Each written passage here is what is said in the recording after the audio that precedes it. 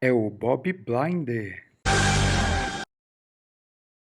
né? Acho que essa parte aqui é mais interessante, né? Porque, por exemplo, se você tem aqui não é, digamos, um circuito criando no outro. Esse campo até pode ser criado por um circuito, ou melhor, digamos, por uma bobina, né? Mas a ideia é que eu estou assumindo que ele está numa região que ele é constante uniforme. Essa aqui é uma simplificação, né? Que geralmente os casos que interessam isso assim mesmo. Porque usualmente, por exemplo, se for até em estudar material, que a gente vai estudar, tipo um material magnético, isso aqui seria uma corrente atômica, né? Então ali o campo não muda, né? Você pode considerar constante, uniforme na região, né? Quer dizer, se essa espira é pequenininha. Então está aplicando o campo B, vamos supor que está furando aqui. Então esse cara é constante uniforme. Então a primeira coisa, qual é a força? A força é aquela integral, né? Essa daqui, né? Só que aqui é o dLB, né? Só que esse B, como ele é constante, ele sai da integral. E essa integral é uma integral no caminho fechado. Então vai ficar só a integral de dl no ponto inicial menos o ponto final, mas o ponto inicial é o final. Então, por construção, uma espira no campo constante uniforme, a força total é zero, porque a força de um lado cancela do outro, a gente vai ver. Mas o torque não. Por exemplo, suponha qual é a força aqui? Olha, é corrente, campo, força, né? Para que ela está meio torta aqui, assim. Então ela está fazendo uma força para cá. E no lado oposto, olha, é corrente, agora fica ruim de ver com a minha mão aqui, mas é corrente, campo, força, né?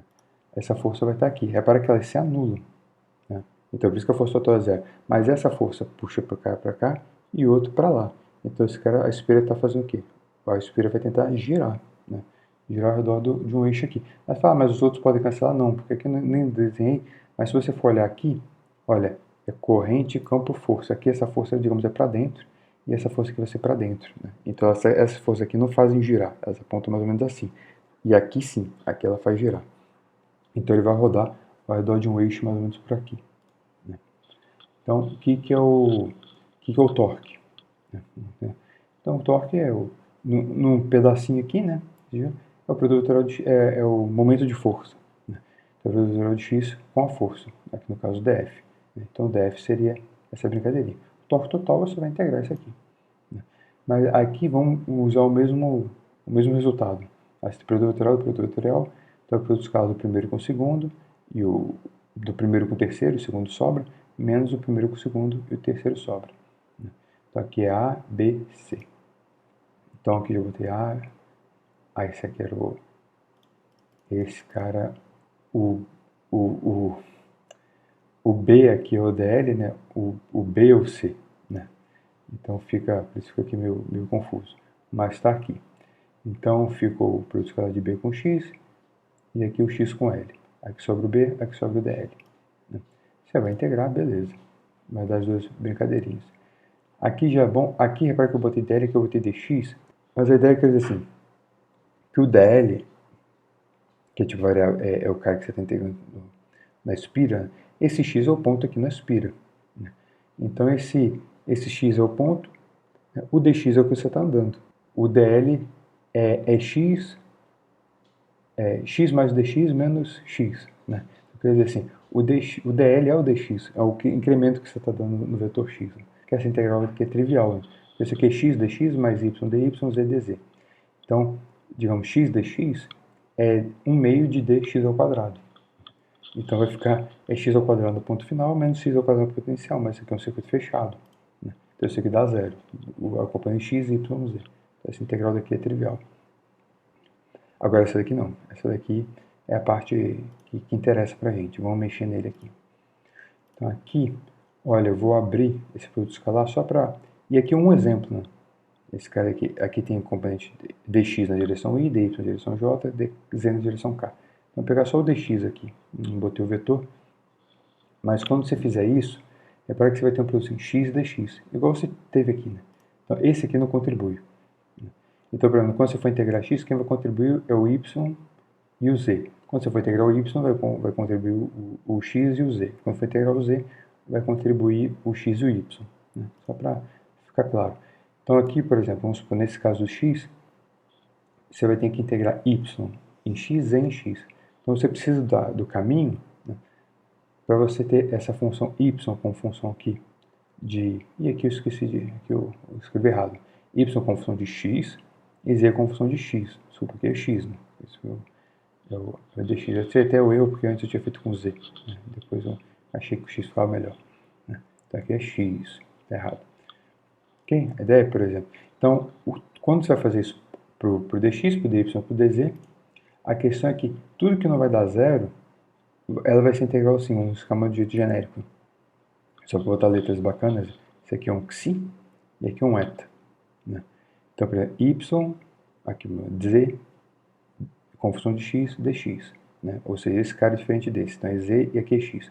Aqui pode ser z e x, y e x, y e z, e por aí vai. Né? E x e z e x e y. Mas a questão, o que é essa integral? É o que falta entender. Né? Aqui é o desenho bacaninha do height. Né? Então, eu acho que essa parte eu acho bem explicado no height. Então, por exemplo, aqui vamos escrever de jeito genérico. Né?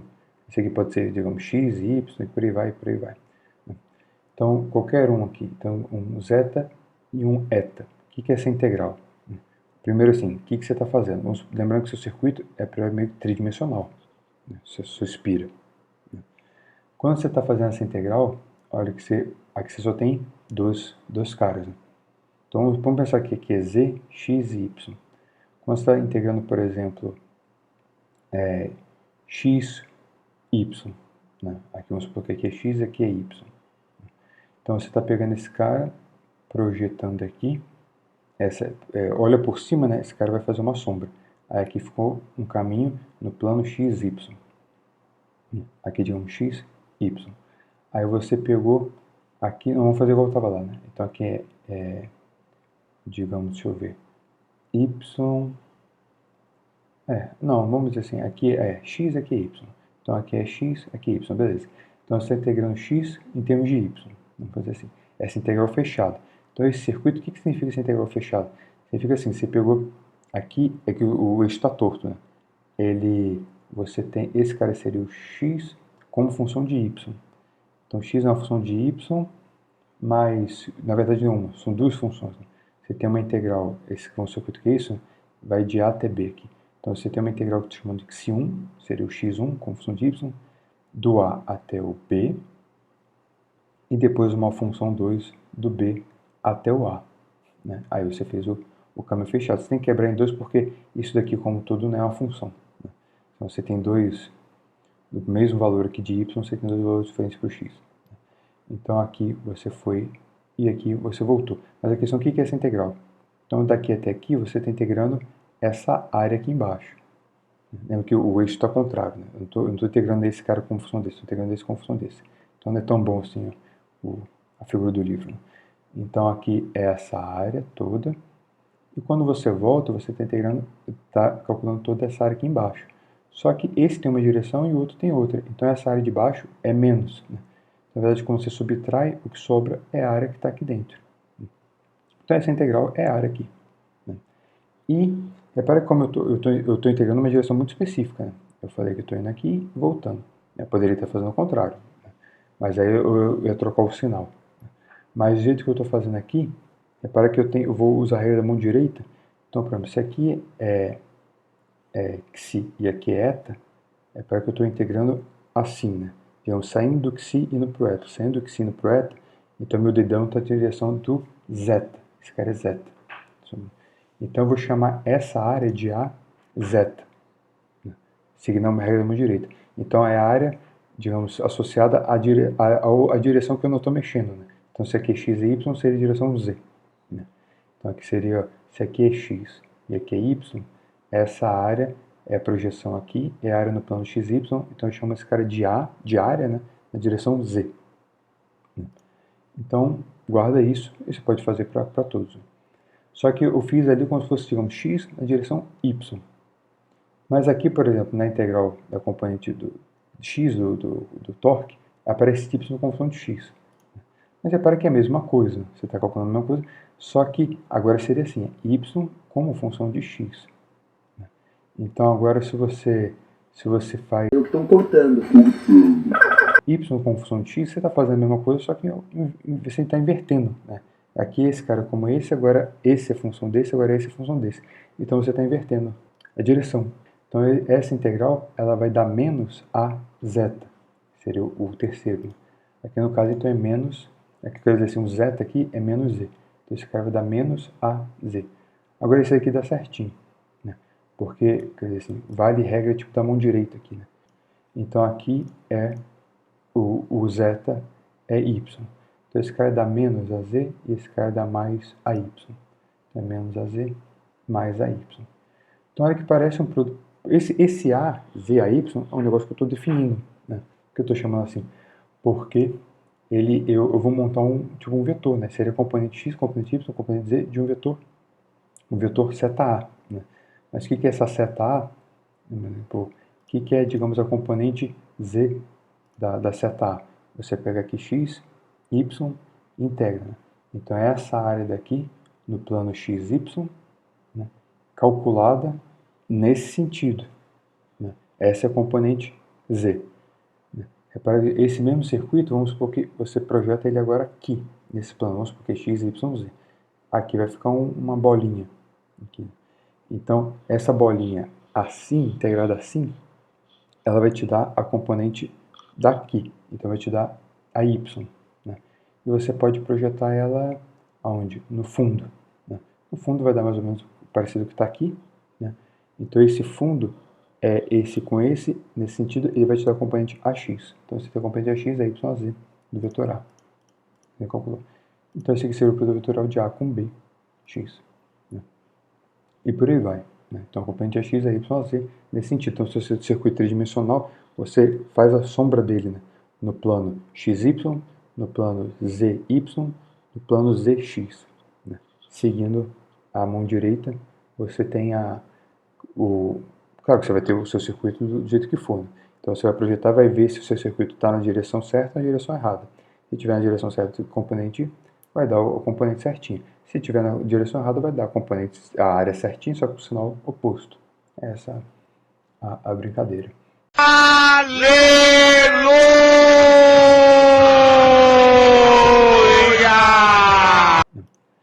Então, digamos, isso, cada componente é essa sombra, né? E então aqui o torque dá para escrever como I vezes a área, vetor área, né? Vec B. Claro que geralmente a gente está acostumado a fazer isso, esse aspira num plano. Né? Então, obviamente, se aspira, digamos, está no plano XY, né? Esse vetor A só tem componente Z. E a componente Z é exatamente a área, ali dentro. Né? Que é a área da sombra, mas o próprio circuito já delimita a sombra. Bem, acho que deu para entender, mas esse resultado mais geral. É bem legal. E essa ideia de projetar, achei bacana. Até é isso aí, eu consegui inventar um exercício na lista lá, para você fazer. Uma espira meio torta lá. Tá lá o desenhozinho. E aqui só para ver, para marcar, né, o que seriam essas três componentes. Né? Então, o que é a x? É YZ, repara que é ciclo. É x, YZ. X, YZ. X, YZ. Mas você pode falar assim, pode ser minha conta apareceu ao contrário, apareceu z integrado em y. Beleza, mas aqui é a mesma coisa. Então você está esse cara daqui e o outro é o contrário. Então eles trocam por sinal, na mesma área. Você está calculando, só que você está integrando um cara em função do outro ou o outro em função do um. Né? Então aqui é só trocar. Se aparece ao contrário, o sinal positivo, digamos, é seguindo o cíclico. Se aparecer ao contrário, você troca o sinal. É isso daqui. Agora vamos fazer um negocinho para acabar. Nossa, o vídeo ficou enorme. Cheguei a ser rapidinho. Suponho que você tem vamos voltar voltar para a ideia do momento dipolo magnético. Isso tem uma relação. Na verdade, por que eu não fiz essa conta lá? Porque eu quis fazer aqui no torque. Né? E já juntei aqui o resultado. Poderia ter feito lá também. Eu achei que ia perder muito tempo lá. Acabei perdendo tempo aqui. Vamos voltar para essa ideia daqui. Esse cara tem relação com o vetor A. Então, acho que é até mais interessante aqui na ideia de momento dipolo magnético. Então, vamos ver a componente desse cara, digamos, componente x. Produto é o x dl. Então, aqui é y dz menos z dy. Então, y dz, z dy, no seu circuito. É exatamente o que a gente tem aqui. Y dz é a x. Z z dy é menos ax, né? Então aqui é ax menos ax. Então isso aqui é ax mais ax. Né? Então dá 2 vezes, corto 2, por isso que tem um 2 aqui na definição bonitinho. Então esse é y ax. Né? E se você fizer para o componente y, vai dar i aqui é x e ax, o y vai dar i a y e por aí vai, i a z. Então, na verdade, o momento de polo magnético é isso, é corrente vezes área mesmo, a área nesse sentido desse vetor. Né? Então, sua espira, ela está no plano, circulando aqui, a direção do momento de polo segue a regra da mão direita, beleza? Né? E aqui a corrente vezes a área que esse cara cria, né? a sombra ali do disco. Se esse disco é torto, né? Então você tem que projetar, vai projetar ele aqui e esse cara vai te dar uma componente para cá. Vai projetar ele aqui, vai te dar uma componente para lá. Vai projetar ele lá, vai te dar uma componente para cá. E no final esse vetor vai ficar meio tortinho. Então uma espira meio torta assim no espaço, ele vai te dar um vetor meio torto, que é esse cara que vezes a área. Então esse é um jeito para você saber, né? Se meu circuitozinho lá, minha distribuição de cargas lá rodando, não forma um plano, né? Para em que direção está o vetor do dipolo magnético? É isso aqui, né? Tem que projetar a área de um lado, a área nas 3 sombras, né? Ver quanto contribui cada projeção, né? Isso monta um vetor. Acho que isso aqui é bem bacana. Mas é para que o torque era exatamente isso, VEC B. Né?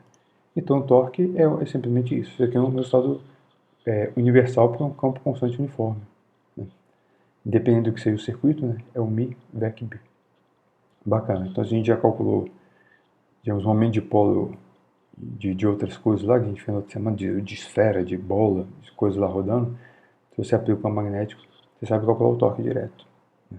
Vou pegar aqui, tipo, por exemplo, uma espira quadrada. Né? Então esse azul que seria o Mi. Né? Então está aqui o Mi. Vamos supor que você aplica um campo magnético B, aqui torto. Então o que é o torque? Mi, B. Então o torque está aqui nessa direção daqui. O que significa um torque nessa direção? Né? Significa, às vezes fica confuso lá, você esqueceu de física 1. Né? O torque está aqui, significa que esse cara vai tentar girar ele seguindo a regra da mão direita. Né? Então, quando está aparecendo o torque, seu sistema vai girando a sua mão. Então, por que é mais fácil ver? Então, olha, aqui está corrente, campo, força. Então a força está aqui, meio que na diagonal para cá. Aqui é corrente, campo, força. Então aqui é diagonal aqui para cima. Então eu estou fazendo assim. Né? E aí você fala, mas por que aqui não? Então ele está tentando girar. Aqui, olha, corrente, deixa eu ver, corrente, campo, força. Força para lá. E aqui vai dar corrente, campo, força. Vai dar força para cá. Até para que nesses duas direções as forças são iguais, opostas, mas são, digamos assim, perpendiculares aqui, né? Elas tipo, querem deformar o fio. Agora aqui não, né? Essas duas direções elas são na diagonal. Então tem uma componente que está querendo deformar o fio, mas tem outra componente que está uma para baixo e outra para cima. Então vai fazer girar. Então vai girar aqui no meio. Né? Então repara que esse giro é sempre muito específico. Olha. Ele gira na direção que o seu Mi, né, que estiver mais próximo, o Mi gira para o B. Né? Então, para que vocês estiverem alinhados, o torque dá zero, não vai ter giro nenhum. Então o campo magnético, você tem uma espira, né? Você aplica o campo magnético nela, a espira tende a girar para alinhar o momento de polo dela com o campo magnético. Esse é o movimento que acontece. Né? Eles tendem a ficar alinhados. Porque essa é uma situação que minimiza a energia do sistema. Agora a gente vai acabar. Minimiza? Como assim energia? Qual é essa energia associada a esse sisteminha? Né? A energia, a energia que você armazena no sistema. Potencial. Né? Quando você aplica um campo magnético na espira. É só ver quanto... a gente tem que ver para a ideia de trabalho. Né? Quanto trabalho você faz para tirar o cara de uma... Pegar essa espira e girar. Um ângulo de θ aqui no caso, né? Então, no ângulo de θ, esse trabalho é o torque de θ. Assim, mas isso é equivalente a FDL. Né? Vamos pensar assim, que o trabalho é FDL. Aí o DL, no caso, né, você vai fazer um giro, seria um braço, um comprimento, de θ, o ângulo que está girando. Então esse braço, digamos, A vezes o F, né, essa distância do braço vezes a força, é exatamente o torque. Né? Por isso que aqui é torque e θ. É coisa de mecânica de como você passa de sistemas, digamos, contínuos, né, girando para partículas. A força vira torque, né, e distância vira ângulo. Né. Então, esse carinha daqui, beleza. Mas o que é o torque? É o produto natural de μ com B. Então, esse ângulo, vamos supor que θ, aqui é o ângulo que os vetores μ e B fazem. Né, que é aqui o que você está fazendo o giro. Então, aqui ficou dθ.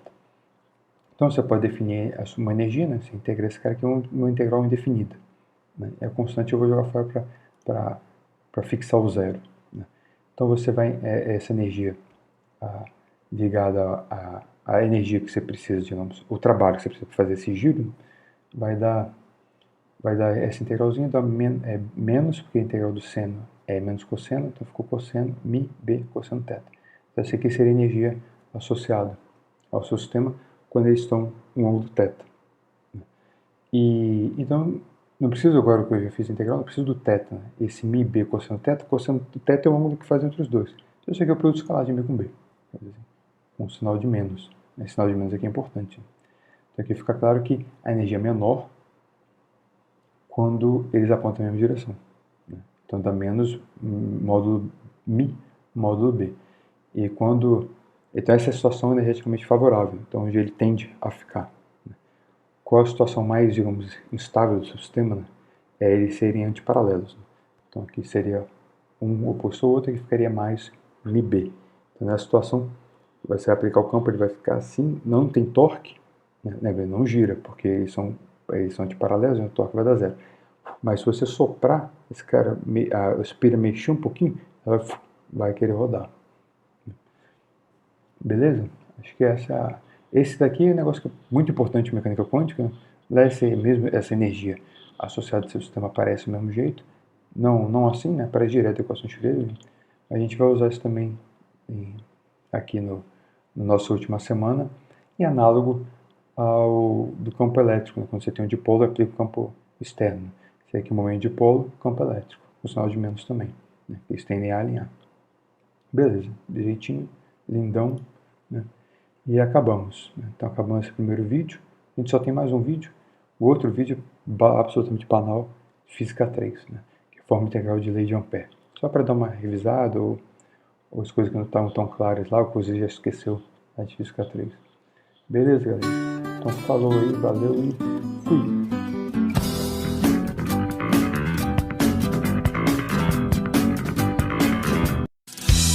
Lista. Um dia eu escrevi, chegar em suas mãos, não abra e guarde essa ilusão junto ao coração. Os dias vão passando devagar e as coisas encontrando seu lugar e tudo muda, menos o que eu sinto por você.